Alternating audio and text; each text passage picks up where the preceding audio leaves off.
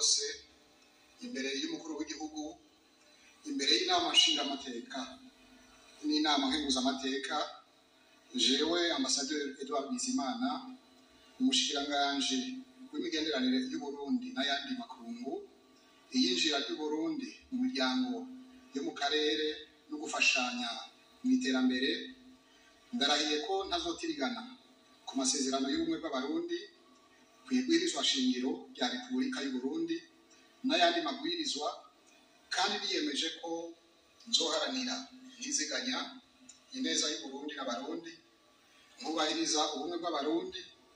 amahoro n'ubutungane kuri bose mu kurangura amabanga njejwe. Ndiyemeje kurwanya ivyiyumviro n'ingendo z'ihonyabwoko no gukumirana, guharanira no guteza imbere agateka ka zina muntu n'ako abenegihugu bose.